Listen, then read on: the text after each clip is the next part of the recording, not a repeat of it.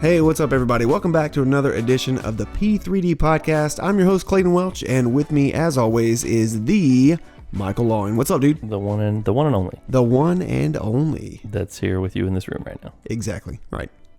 Well, hey, what's going on, man? Well, we're, normal stuff. Normal stuff. I think we were, we were just talking about how our last podcast was, it kind of leaves you hanging a little bit. Yeah, at least like so just if you didn't listen to the last podcast, you can pause right now and go back and listen to that if you want to, or we can just give you a recap right now and you can go back and listen to it later. I would suggest go and listen to it because it's funny in light of what we're about to tell you. It's not funny, it's cool. Interesting. Yes, interesting. Yeah. So basically on the last podcast, which is why we want to do this one today to kind of follow up on that. So we just got done with Easter. If you're listening to this is around Easter time. It's a couple weeks after Easter. Yeah. And leading up to Easter, I know that we were all praying a lot and very focused on the egg hunt. We wanted people to hear the gospel. Yep. Come to church on Sunday and hear the gospel again and get saved. Yes. I mean, we had alarms set on our phone. Everybody had the same alarm set at the same time every day, like church-wide. Yeah. So everyone was praying at 3:16 in the afternoon that people would come and hear the gospel and get saved. Yeah, and we were expecting big things to happen, right? We were. And then so Easter came, and we did have a lot of people here. Yeah, we had like almost 500 people here. Yeah, it was incredible. It was awesome. And Pastor Matt, he did the whole, every head bowed, every eye closed, no one looking around. Serious response time. And what'd we get? Big old goose egg. Yeah, goose egg. No one, I think he said one person responded.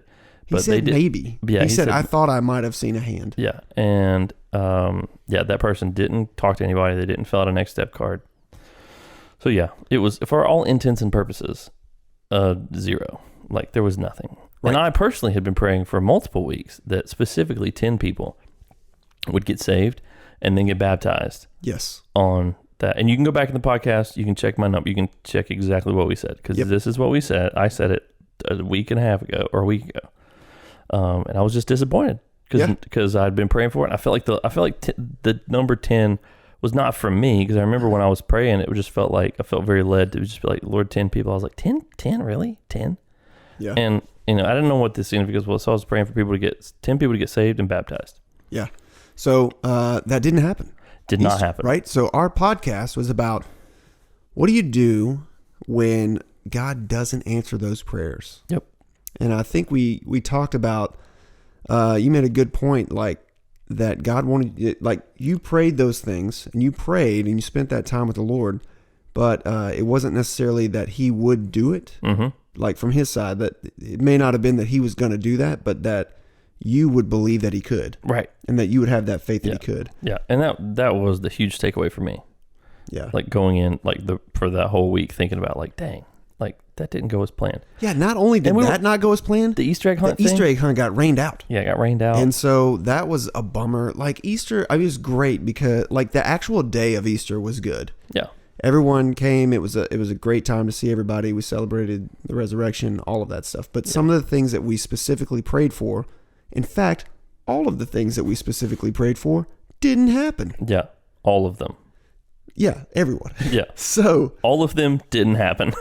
Right. So then without fail, they failed. Yep. And that's kind of where we ended that last podcast. Yeah. So the next week, after the week after Easter, Saturday, we have the egg hunt here that we had postponed. Uh-huh. And we have an incredible turnout. Yeah. As many people as this parking lot can hold. As many people as the parking lot could hold. Right. Yes. And everyone had a great time. We got rid of the eggs. The volunteers showed up. Everybody did an amazing job. So thank you to the volunteers. Uh-huh. So the egg hunt went really well.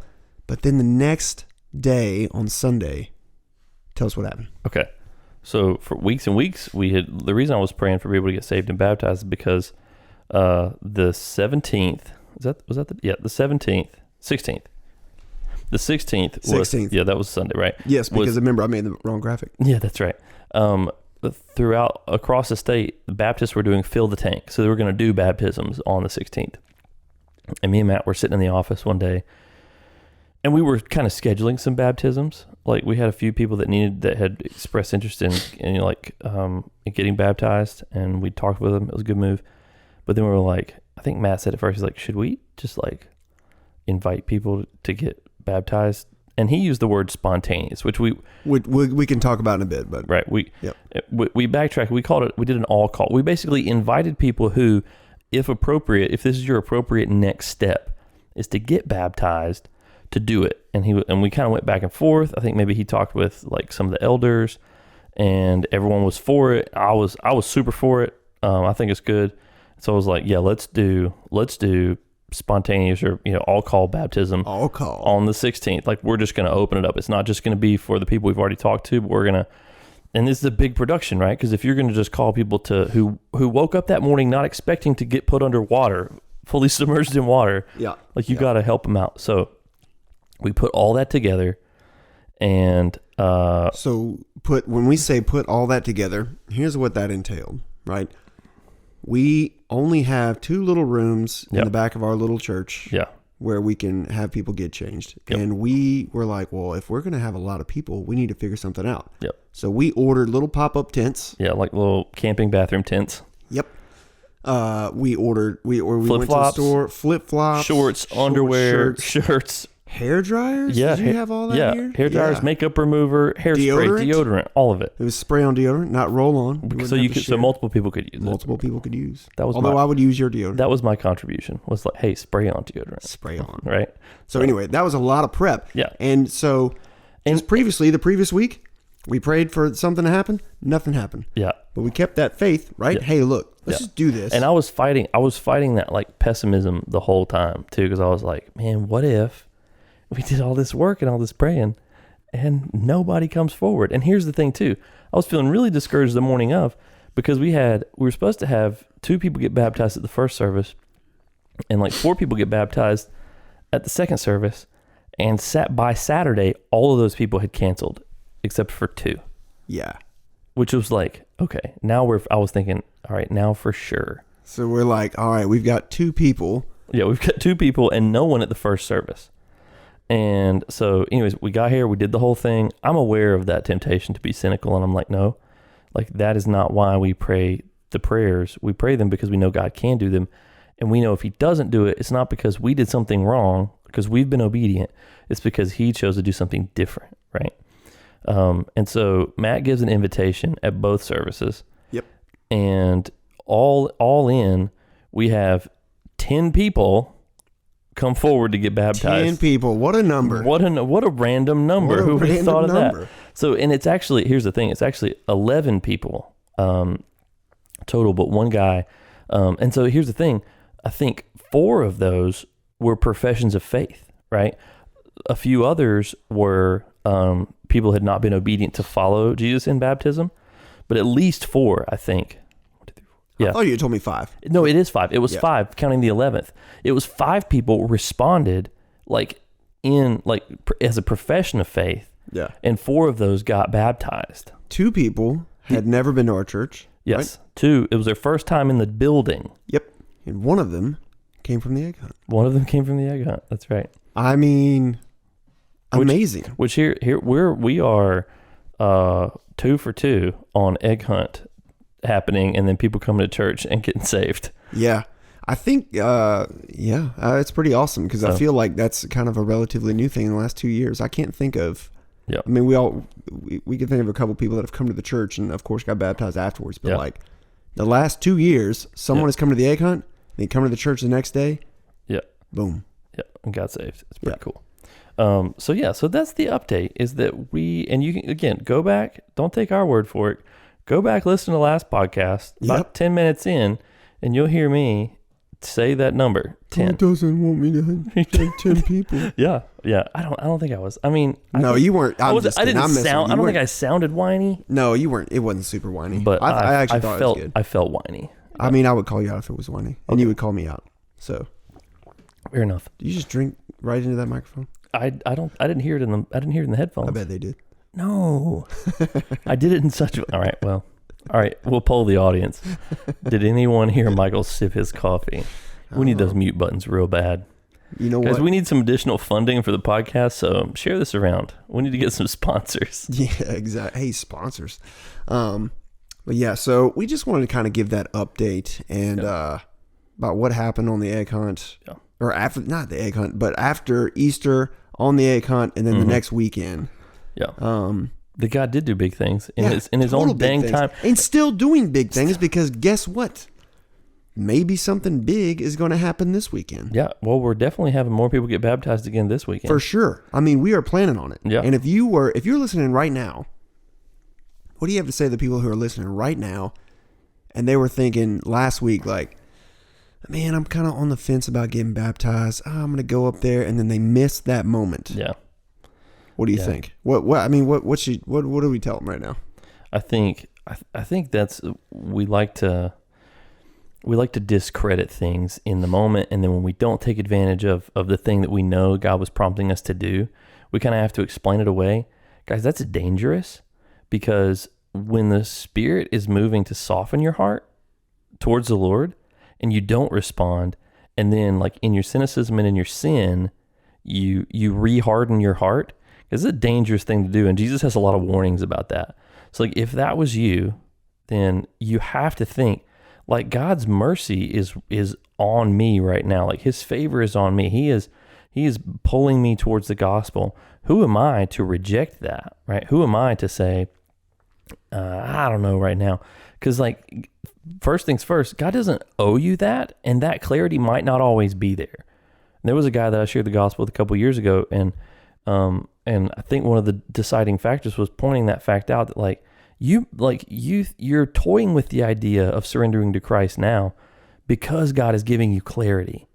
What if he stops? Like what if in your hardness of heart, he allows you to walk away and you know what I mean? Like, cause he doesn't owe you that, and he wants you to repent and believe. But like, think about the consequences of not moving when the Spirit's prompting you. So the only thing to do is and this is for anyone who has ever fallen into sin, who's ever stumbled during your day, you've ever looked at something, said something, done something that you regret, that you know is a sin that displeases the Lord. Do not delay. Run back to Jesus immediately, because like the temptation to harden your heart against the gospel is always there, and you don't need to make a provision for that. So the only thing you can do if you felt like you should have got baptized last week and didn't is you need to show up on Sunday with a change of clothes and get in that water. Yep. Like that's what you got to do. And just tell everyone, like, hey, listen, I was on the fence about this Jesus thing, but I'm all in now. And like, no one is going to be like, no one's going to scoff at that. Just like Matt said on Sunday, everyone in the room is going to cheer because we've all been there. If you've been baptized, you've been there. If you've been saved, you've been there. And you know, like, man, yes, the Lord is breaking through. So that's what I would say. Long answer, but just do it.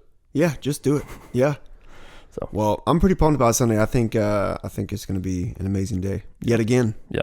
So I think too, like if I could clarify one more thing, I've had some people, I was talking with some friends, like in a congenial conversation, like over social media, like not like a heated debate or anything, but someone had shared like, well, how can someone get saved and get baptized in the same moment? You know? So there's probably people listening right now that I talked to the other day. Yeah. That want to know this answer as well. Yeah. So, and this is where that I think that hesitancy from people is valid. So I don't mean to invalidate that, because I know like the guys I was talking to, one's a pastor and one's an elder at that guy's church, and they were going back and forth. They were going back and forth about this article they read. It's a really long article on 9Mark's website. It's long, but it's worth it. It's long. It's a good read. And maybe I'll kind of. We can talk about that too afterwards. Yeah. But yeah. But like, it was basically making this kind of a long drawn out case that like, you can't, are you looking for your drink? It's right there. There it is. I found it. Don't sip it though. Okay. Not into the microphone. Not into the microphone. So he was making this long case saying essentially, after going through a bunch of biblical texts, that like, there's no place like doing like responding in responding to the gospel in belief and baptism in the same moment is, I don't know if he said no, but he was like, it's probably not a good idea. But the thing is, in the article, Mm-hmm. and this is me coming from the background from my last church, they were total about spontaneous baptisms, Yep. right? And like when you look at the scripture, every time, pretty much every time someone's getting baptized, it says they believed and were baptized. Right. They believed and were baptized. Yeah, and sometimes it even says that day. Yeah. For that moment. The eunuch, right? Yeah. Immediately. Yeah, he was like, hey, there's some water. What's up? I had them printed up here. Yeah, because you have, there's the 3,000 at Pentecost, right? You have the Samaritans in Acts 8, the Ethiopian eunuch, Paul himself, right? He arose and was baptized. That's in Acts 9. There's not really a time frame given there, but it was very quickly. Right. The Gentile centurion Cornelius, that's with Peter, Lydia and her household, the Philippian jailer and his family, Crispus and many of the Corinthians, that's in Acts 18. I think it's cross-referenced in 1 Corinthians. And then the 12 disciples of John, who had previously been baptized in John's baptism but had not received the Holy Spirit. And then I think it's that Peter or Paul baptizes them. And that's more of like God pointing to apostolic, the centrality of apostolic succession, right? That, but they're all, people get saved and get baptized in very quick succession. Yeah. And so this article was interesting because it made the case that, well, just because they did it then, we shouldn't do it now. And like, this is a sort of straw manning the argument. But if you go and read it, you'll see this guy makes a long drawn out argument saying, maybe we can put a link for it. Yeah, we could. That he says, if you read the book of Acts, Luke's intent is not to prescribe or tell you what is normative for baptism. He's just trying to show you what the early church did in significant moments in the early church. So we can't make a rule. This can't be the rule based on Luke's intent. But then from that, he makes a rule to say you can't do it. So it's a really weird argument. I think where we're not saying it's a rule that you have to do that, but it is there's absolutely precedent for it. Yeah. And I think when we say do that, I mean immediate baptism, which we did. Again, four times on Sunday we did. But we thoughtfully counseled them with believers who have walked with the Lord for a while. Yes, and when they under the leadership of the elders. Yep. If they made that decision, yeah, they come down to the front. Or they went to the back. Or the back. Yeah. Sorry.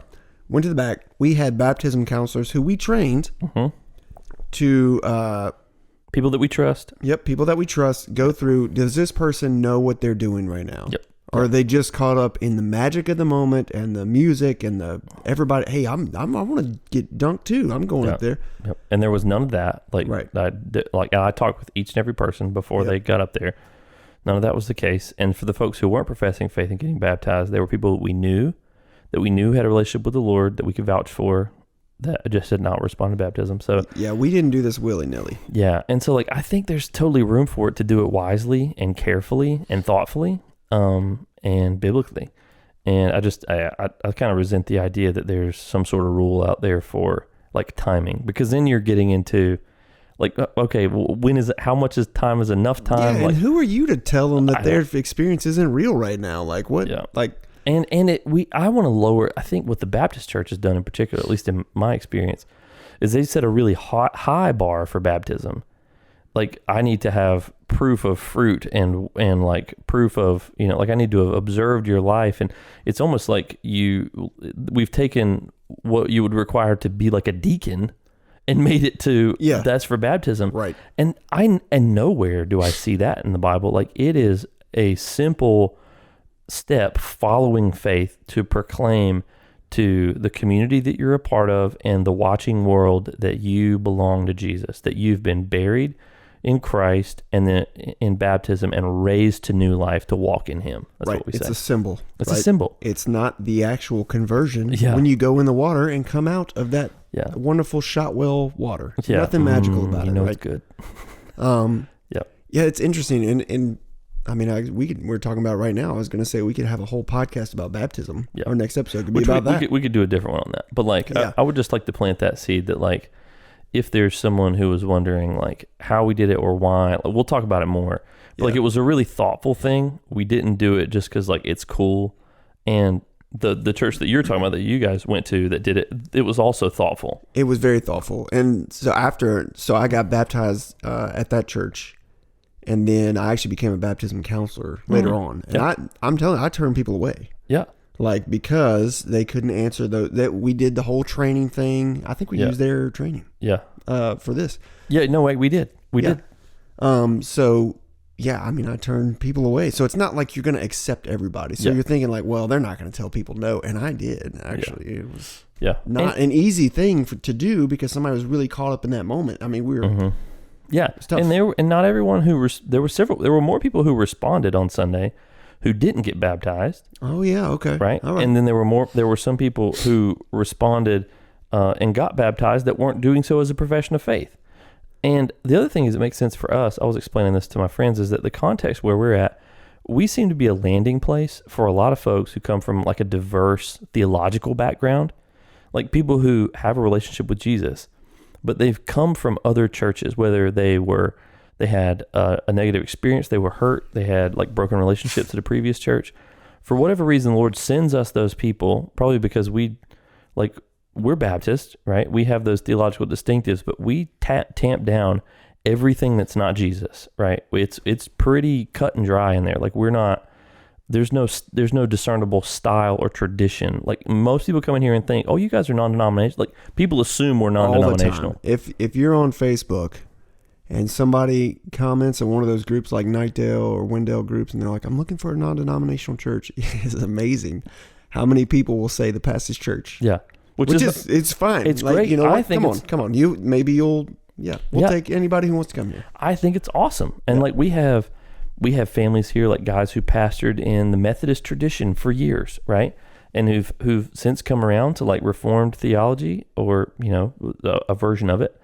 And like they kind of land here, and it's just, so that's kind of where we're coming from. And so we realize that there's probably people here that are following Jesus who have not ever been baptized as a believer by immersion.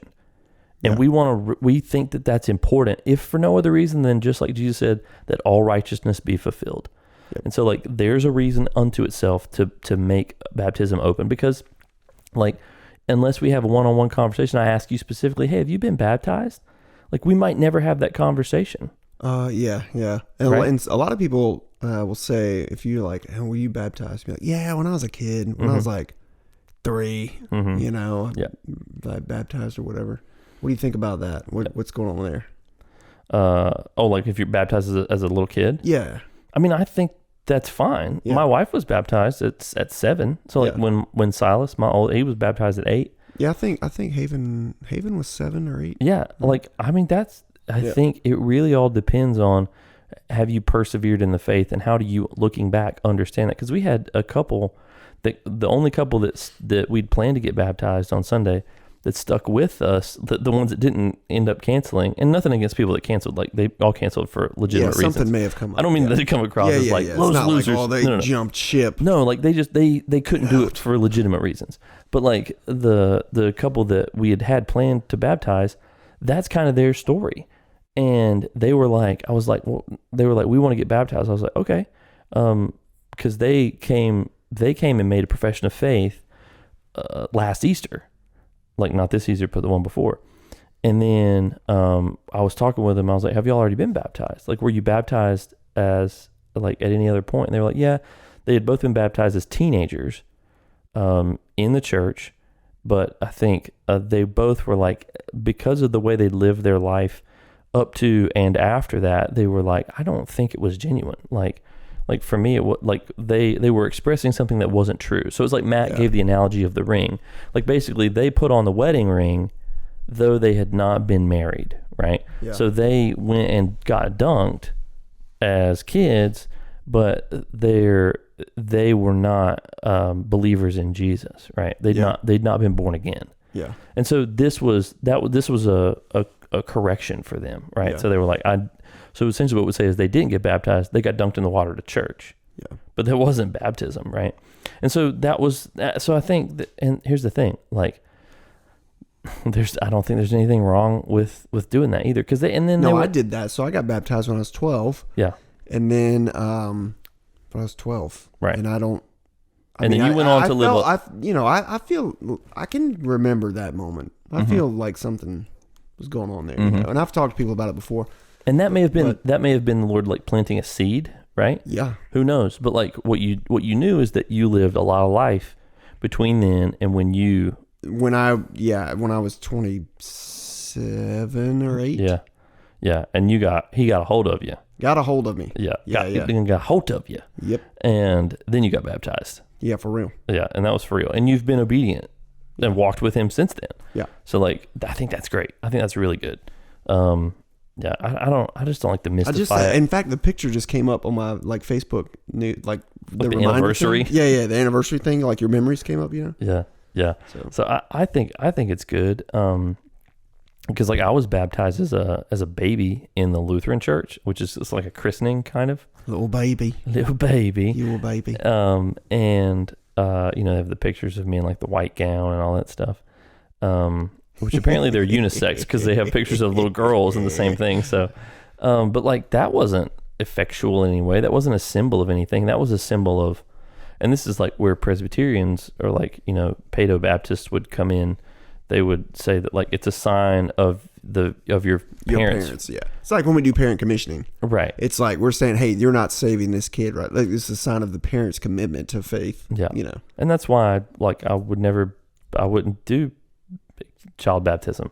I just think I don't see it in the scriptures. You make an argument from silence, and it just doesn't make sense based on what we see in the Bible, like the purpose of it. So believers' baptism, that's what makes sense to me. It's the most straightforward reading of the thing. Again, I love Presbyterians. Half of my family are Presbyterians, and they're faithful Jesus followers.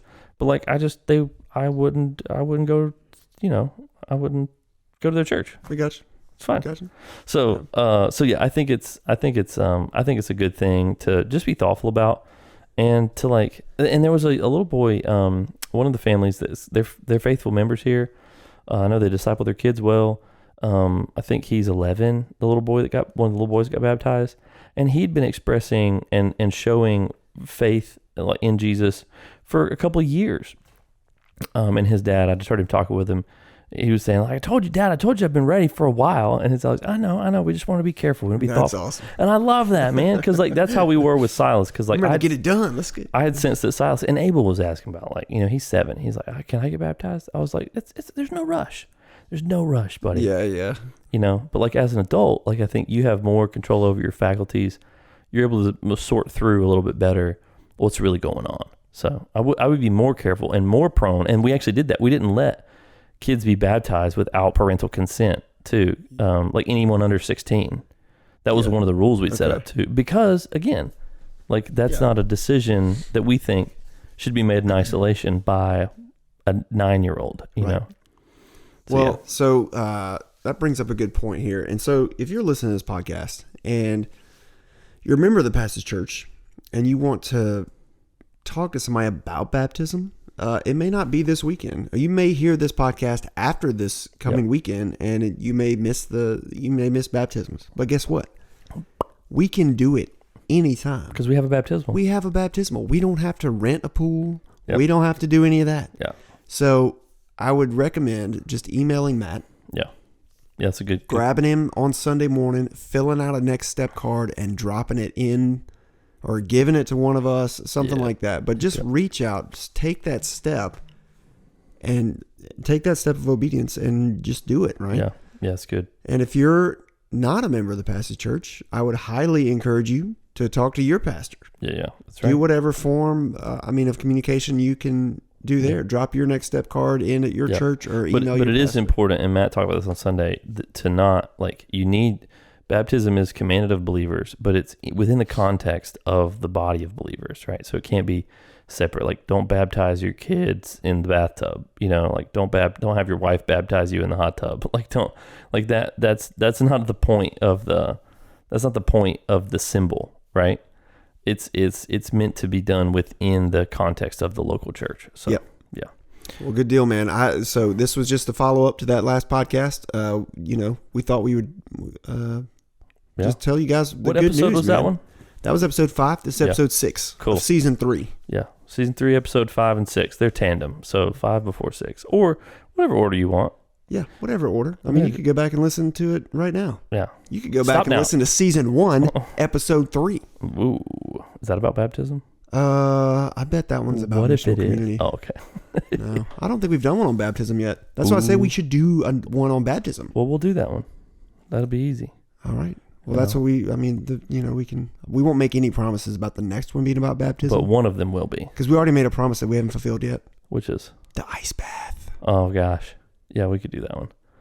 That could be the baptism one. We talked the whole time in the baptism filled with ice. That's going to be a short one. It will be. We'll be like, all right, you should get baptized. See ya. 3-minute podcast. We're gone. Oh.